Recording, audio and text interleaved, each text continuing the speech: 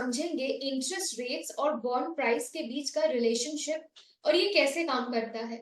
आप सभी को पता ही है कि इक्विटीज को आप सेकेंडरी मार्केट में बाय एंड सेल कर सकते हैं। वैसे ही बॉन्ड्स को भी सेकेंडरी मार्केट में खरीदा बेचा जा सकता है। जैसे इक्विटी मार्केट में प्राइसेस अप एंड डाउन करते हैं, वैसे ही बॉन्ड में भी होता है।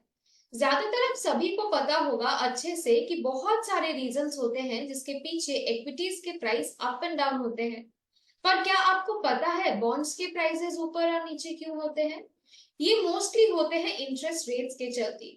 इस रिलेशन को हम इस वीडियो में समझेंगे, तो चलिए वीडियो को शुरू किया जाए। सबसे पहले समझते हैं कि फिक्स डिपॉजिट कैसे काम करता है। सपोज आपने बैंक को 100 रुपीज दिए हैं रखने के लिए 5 साल के लिए, और उस पे हर साल आपको 6% इंटरेस्ट मिलता है। बेसिकली हर साल आपको ₹6 करके मिलता है और 5th ईयर में वो 100 रुपए जो प्रिंसिपल अमाउंट था वो भी वापस मिल जाएगा। और यही सेम तरीके से बॉन्ड भी काम करता है।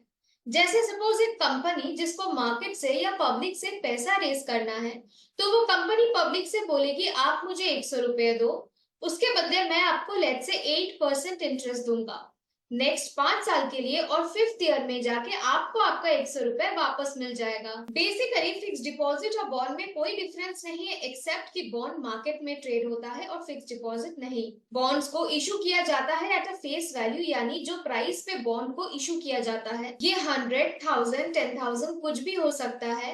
फिर चाहे आप एक बॉन्ड लो या 10, उस पे जो इंटरेस्ट प्रोवाइड करी जाती है उसे हम कूपन रेट कहते हैं। बेसिकली इशूअर से आपको जो रेट प्रॉमिस करी जाती है। अब जैसे कि मैंने आपसे कहा बॉन्ड मार्केट में ट्रेड होती है।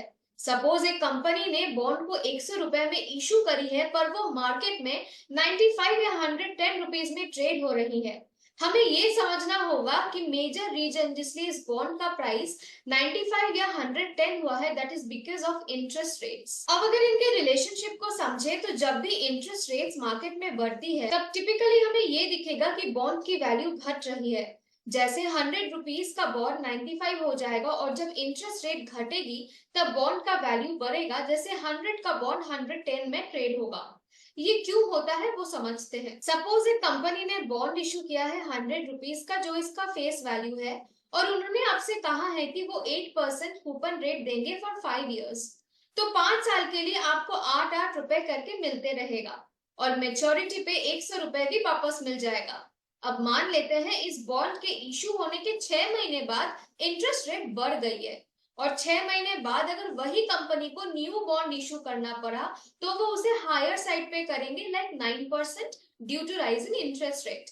कंपनी को ज्यादा इंटरेस्ट पे करके पैसा रेस करना पड़ेगा। अब एक चीज आप यहाँ खुद सोचिए, सेम बॉन्ड जो कंपनी ने 6 महीने पहले ही निकाला था 8% पे, वो अभी 9% में आया है। तो आपको क्या लगता है ज्यादा डिमांड कौन से बॉन्ड में होगा, 8% में या 9% में? ऑब्वियसली 9% वाले न्यू बॉन्ड में ज्यादा डिमांड रहेगा देन दी ओल्ड 8% बॉन्ड। इससे पुराने बॉन्ड का डिमांड घट जाता है।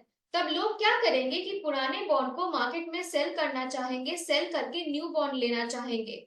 कोई भी ऐसे बॉन्ड में इन्वेस्ट नहीं रहना चाहेगा जिसपे कम कूपन रेट या यील्ड मिल रहा हो, जबकि same company same time period के लिए सेम फेस वैल्यू पे ज्यादा इंटरेस्ट दे रही हो।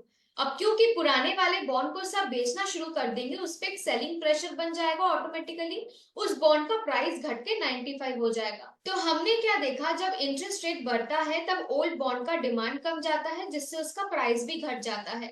अब इसी सेम एग्जांपल को उल्टा देखें, तो कंपनी ने सपोज 8% पे बॉन्ड एक इशू किया है, 6 महीने बाद इंटरेस्ट रेट घट जाने के चलते same bond come coupon rate let's say 7% पे निकाला गया है। तो डिमांड कहाँ बनेगा? 8% वाले पहले बॉन्ड पे ही ज्यादा डिमांड बना रहेगा, जिसलिए वहां ज्यादा डिमांड आने से प्राइस बढ़ जाएगा। 100 का बॉन्ड 110 में ट्रेड होने लगेगा। इससे हमने क्या देखा कि इंटरेस्ट रेट के घटने के पीछे बॉन्ड का डिमांड बढ़ जाता है, जिससे बॉन्ड का वैल्यू बढ़ जाता है। 90% ऑफ द टाइम यही होता है, जब इंटरेस्ट रेट बढ़ता है बॉन्ड का वैल्यू घटता है, जब इंटरेस्ट रेट घटता है तब बॉन्ड का वैल्यू बढ़ता है। यहाँ एक चीज और है देखने वाली बात, कि जब इंटरेस्ट रेट घटा बॉन्ड का प्राइस बढ़ा है, साथ साथ बॉन्ड का यील्ड भी घटा है। और जब इंटरेस्ट रेट बढ़ा, बॉन्ड का प्राइस घटा, तब बॉन्ड यील्ड भी बढ़ गया है। आई होप इस वीडियो से आपको क्लैरिटी मिली है कि इंटरेस्ट रेट, बॉन्ड प्राइसेस दोनों काम कैसे करते हैं, दोनों में रिलेशन क्या है। आशा करते हैं ये वीडियो आपको अच्छी लगी है।